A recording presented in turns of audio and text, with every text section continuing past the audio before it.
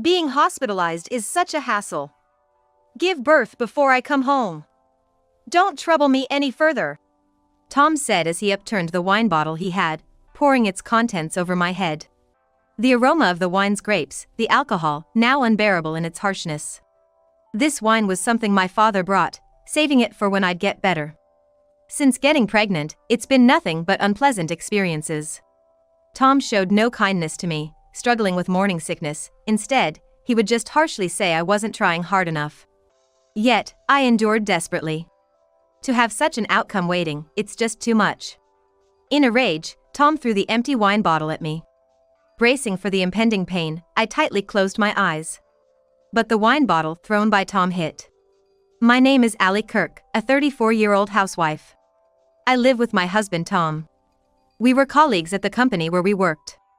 Acknowledging each other as rivals, continually striving for excellence.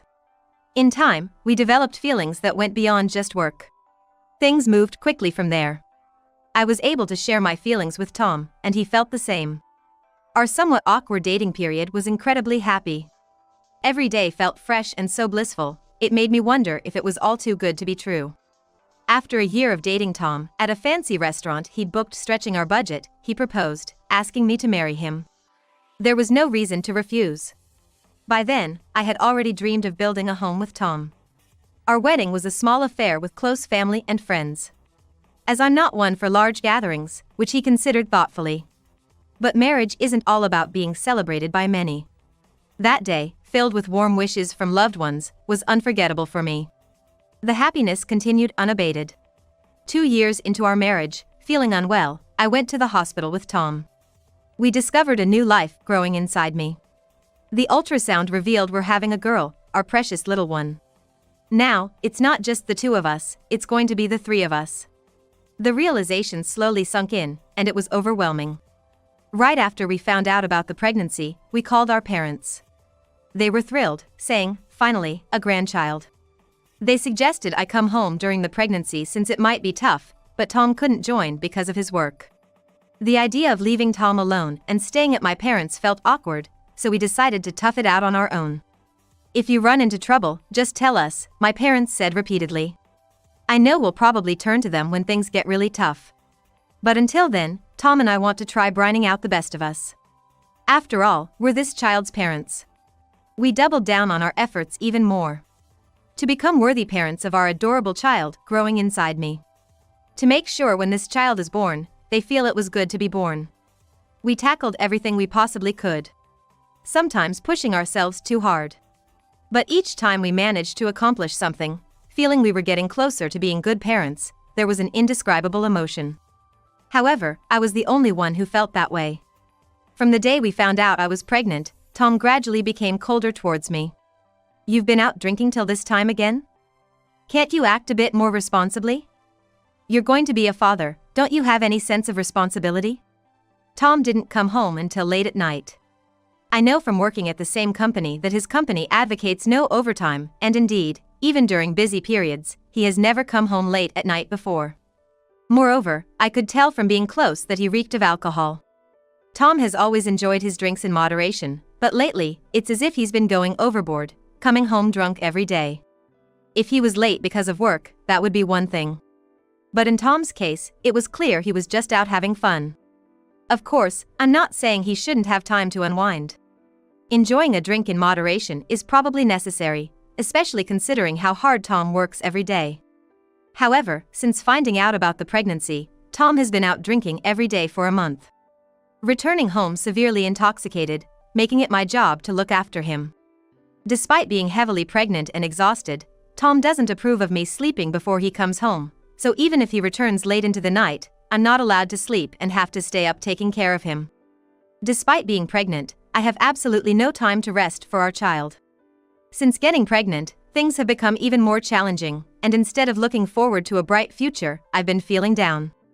Tom's terrible behavior only adds fuel to the fire. Hey, what are you lounging around for? There was dust in my room. Clean it up again. It was Tom's day off, and unusually, he was at home instead of being out. Lately, he's been away from home even on his days off, so it was rare for him to be around. But his presence didn't make me feel any more at ease. I suffer from severe morning sickness and there are days I can't move at all. Unfortunately, this day was one of my worst days with intense morning sickness, unable to move much or do any housework, just lying on the couch. My stomach was churning, I couldn't eat properly, nothing provided relief, and my head was spinning in agony when Tom's yelling echoed throughout the house. I'm sorry, but I'm really feeling unwell right now. I'll clean up later if I can, just please be patient. My head was aching and I felt dizzy. Pushing myself to get up and apologize, Tom seemed to be in a bad mood and wasn't backing down. It's your own fault for not managing yourself properly. You're bringing this upon yourself. Don't cause trouble for others with such excuses. Clean up now. Hurry. Saying so, Tom grabbed my arm. Feeling unwell, I nearly blacked out but somehow managed to follow him. Eventually, I cleaned Tom's room while feeling terrible. Cleaning in my condition was truly difficult. I fought back nausea many times but managed to hold it in. And yet, the hard times continued. He was never kind to me because I was pregnant. In fact, he treated me more harshly and badly than he had treated me before I became pregnant. The fatigue and stress took their toll on me first. Trying to avoid Tom's scolding and doing the bare minimum housework, I was suddenly struck by an excruciating stomach pain. I couldn't stand and collapsed. Even so, my maternal instincts were strong, and I somehow managed to call 911 on my smartphone unconsciously. I lost consciousness soon after, but thankfully, the call went through. I was rushed to the hospital, and the doctors decided I needed to be admitted. There was something wrong with my body, and if things continued this way, the baby would be born prematurely, much earlier than expected. All I could do was cry over my own helplessness. Upon hearing the news, my parents came to the hospital room. "Allie, it's not your fault," they encouraged me, but all I could feel was guilt towards my child. "We bought this thinking we'd drink it once you're discharged. You like wine, don't you?" My dad said, placing a bottle of wine on the bedside table. Just one look at it, and I could tell it was from a good vineyard. He must have bought it hoping it would cheer me up after hearing I had collapsed. Soon after, Tom arrived in the room. Barely exchanging greetings with my parents, he frowned upon seeing me. "You're always causing trouble for others, aren't you? Think about me, who had to leave work early because of you," Tom said in his usual cold tone. But then, he said something unbelievable. "I hadn't mentioned it, but I've got a trip planned soon. Chances are, it'll coincide with the birth. Try to handle it on your own." I felt dizzy hearing Tom's words. My child's father wouldn't be there for the birth because of a selfish trip? "Please reconsider. You can always reschedule the trip, right? The moment of a child's birth is precious, don't you understand that as a father?" I couldn't help but lash out in anger. I just couldn't forgive him. Tom had always been irresponsible as a father. But this was beyond unacceptable. However, my words seemed to fall on deaf ears as Tom sighed heavily, grabbed the wine bottle from the table, uncorked it, and turned it over my head. "Hospital stays are such a hassle. Give birth before I get back. Stop bothering me," he snapped at me. Frozen by the shock, I couldn't move. Seeing my reaction, Tom muttered, ignoring me, and, unbelievably, he threw the empty wine bottle at me. Bracing myself for the impending pain, I tightly closed my eyes. But no matter how long I waited, the anticipated pain never came. When I hesitantly opened my eyes, I was met with a surprising scene. Father-in-law. The wine bottle was shattered on the floor not far from the room's entrance. And there lay my father-in-law, unconscious. I was completely dumbfounded, wondering what was happening, when presumably my mother-in-law, who must have come with my father-in-law, called for help. Doctors and nurses rushed over. "Are you okay?" Despite the doctor's calls, my father-in-law didn't respond. Security brought in a stretcher, and my father-in-law was carried away. The whole series of events was so shocking that everyone was left speechless and frozen. In the midst of it all, only my mother-in-law remained composed, handling the situation.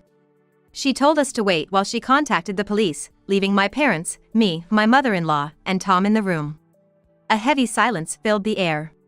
Amidst this, my mother-in-law, who seemed somewhat angry, began to explain the situation bit by bit. Originally, my parents and my in-laws had been in frequent communication since our marriage. Upon hearing from my parents that I had collapsed, My in-laws, who live far away, made time in their busy schedules to visit me. However, when they arrived at my hospital room, they heard arguing voices inside. Hesitant about whether to enter, they decided to wait at the door. That's when they heard Tom saying terrible things to me, and saw him about to throw a wine bottle at me, which left my mother-in-law paralyzed with shock. On the other hand, my father-in-law must have made a split-second decision. I ran as fast as I could into the hospital room to stop the bottle of wine that was headed for me. As a result, the bottle struck him as he suddenly got between Tom and me, leading to the tragic scene. I'm so sorry. It's all my fault. I felt terrible that my father-in-law suffered because of me. What if something happened to him? A wine bottle is a dangerous weapon. The thought of a worst-case scenario left me speechless. Seeing me distressed, my mother-in-law smiled and assured me, "It's not your fault, Allie." Then she turned to Tom with a sharp gaze. "We saw everything. We saw you pour wine on Allie and throw the bottle at her. We heard the awful things you were saying to her. What were you thinking? To think you've become this kind of person when we weren't looking. Apologize to Allie right now." The anger in her voice was palpable. Now that my father-in-law was seriously injured, her anger made perfect sense. Even if the bottle hadn't hit my father-in-law, it would surely have hit me. Throwing a weapon at someone is not normal thinking. "Shut up. Don't blame me. If you're going to blame anyone, blame Allie for not maintaining a proper married life since she got pregnant. I've been patient ever since Allie got pregnant. But all she does is blame me every day. It's Allie's fault for stressing me out." What Tom did is absolutely unforgivable. Yet, he's trying to escape his guilt and shift all the blame onto me. His words make it feel like everything we've built up is crumbling down. Before I knew it, any love I had for Tom was gone. Blaming others is the lowest of the low. You're clearly in the wrong for throwing a wine bottle, Tom. Throwing a weapon at someone is insane. Maybe you're the one who needs to be seen by a doctor? At my words, Tom reacted with a furious "What?" That makes sense. I've never really condemned Tom's actions, no matter how unreasonable they were, just mildly scolding him at most. Frustrated, Tom grabbed me by the collar while I sat on the bed. "Say that again. Calling someone a freak. Is that how you treat your husband?" Tom yelled at me with such intensity that it seemed he might strike at any moment. My father stepped in to restrain Tom. Overpowered by my father's strength, Tom quickly let go of my collar, and my parents and mother-in-law intentionally created a distance between Tom and me. Yet, the resentful glare from Tom was painfully clear and hard to bear. "You still dare to act like this? Let me tell you, no one here is on your side. I, and certainly Dad, think you are in the wrong. When your father wakes up, you better be prepared," my mother-in-law said, applying pressure with her words. My dear father-in-law, who stood up for me. My only deep regret is that I gave such a hard time to my father-in-law. Even though the wine bottle was meant for me, the fact that it knocked my father-in-law unconscious is undeniable. Tom keeps diverting his gaze from this reality, persistently blaming me, insisting Allie is at fault. No matter how much my mother-in-law argues you are to blame, it doesn't change. Even when my parents give him cold stares, he remains unaltered. Everyone present is exasperated by Tom's refusal to accept his wrongdoing. What can be said or done for Tom to truly reflect and amend his ways? No answer comes to mind. But we can't just let this go. As we all were pondering, the hospital room door burst open with a loud noise. Turning to see what was happening, there stood my father-in-law, his head wrapped in bandages. Nurses and a doctor were following him, but when my father-in-law said, "I'm fine now," they remained calm and left the room. "Father-in-law, are you okay? I'm so sorry, it's all my fault." Tears started to flow the moment I saw him. He was standing on his own, but his head was so heavily bandaged it was painful just to look at. If only he hadn't shielded me at that moment. Overwhelmed by guilt, I started to sob, but my father-in-law came closer to the bed and smiled. "It's not your fault, Allie. But I overheard some intolerable words while I was awake." My father-in-law spoke kindly to me, but his expression quickly turned to anger as his gaze fixed on Tom. "Dad, I'm glad you're not severely hurt. I'm really sorry about what happened, my hand slipped. I never intended to hit you with a bottle, believe me." Tom desperately clung to my father-in-law. My father-in-law is usually very calm, more inclined to understand the root cause of issues rather than blame or get angry. However, there was no trace of his usual gentleness in his look at Tom. The tension in the room signaled my father-in-law's anger. My mother-in-law, my parents, and I all remained silent, watching the situation unfold. "You said you didn't intend to hit me. Then who are you aiming at?" "It looked like it was going to hit Allie if it hadn't hit me," my father-in-law asked Tom. It was a calm but forceful voice. Despite the authority in his words, Tom, misunderstanding that he was being defended, tried to ingratiate himself with, "Exactly. I wasn't trying to hit Dad. I wanted to make Allie reflect by hitting her. Dad, you might not know, but I've been continuously stressed out by Allie. Every day she's just angry. You always said getting angry doesn't solve anything, it just makes the atmosphere worse." I agree with that. So, being scolded by Allie every day was a torment for me. "You hate getting angry, Dad, so you must understand how I feel, right?" I felt disgusted by Tom's words. Complaining about being scolded and stressed out? If Tom had acted responsibly as an adult and a father, none of this terrible situation would have happened. It's all Tom's fault. His appalling attitude naturally twisted my expression in disgust, my hatred for him growing boundlessly. Perhaps sensing my feelings, my father-in-law shouted at Tom, "Enough is enough. Dad." Tom was taken aback by the sudden outburst. Even my usually calm father-in-law had every right to be angry this time. It was fortunate that there were no life-threatening injuries, but it could have easily gone the other way. "I would have considered forgiving you if you showed genuine remorse. Everyone makes mistakes. That's why if you had shown even the slightest regret, vowed never to repeat such an act, and sincerely apologized to Allie, I would have done everything in my power to help you find forgiveness. But you betrayed even that sentiment. Not content with just hurting Allie, you disregarded my feelings as well. There is no mercy left for you." My father-in-law's voice filled the room, tinged with a despairing, lonely tone. His words constricted my heart. I'm sure my mother-in-law and parents felt the same. In the midst of it all, there was just one person who failed to read the air. "Dad, please don't say that. We're family, aren't we? I'm your flesh and blood son. Without your help, my life is over. Don't abandon me, help me. Without you, I'm nothing. Are you okay with seeing your son's life fall apart?" Tom was desperately clinging to my father-in-law, but no one in the room was willing to lend him a hand. Instead, everyone looked at him with contempt. Serves him right, it was his own doing. Thus, Tom, the person that I had long been pondering, had to suffer the wrath of heaven. He was taken by the police for questioning, and ended up being charged with assault, resulting in a hefty fine. He begged for help, but to be honest, I had neither the obligation nor the inclination to assist him. My affection for him had completely drained, so after giving birth to our daughter, I presented him with divorce papers. Tom was desperate not to divorce, but after what had happened, there was no way I could continue our marriage. His resistance was so strong that I had to hire a lawyer and go through divorce mediation. Naturally, the wine incident was used as evidence, and it was determined that Tom was at fault, leading to the divorce being finalized. On top of that, I was able to claim alimony and child support, so I made sure to get what I was entitled to, demanding a substantial amount in alimony and child support. In a situation where Tom could hardly afford to pay the fines, he was also hit with claims for alimony and child support. He seemed desperate, but his in-laws offered no help, instead firmly stating, "You are not welcome in our home," and turned him away when he sought their assistance. Now, Tom is living a lonely life, hounded by debts. As for me, the substantial alimony and child support have provided a foundation to focus on raising my daughter.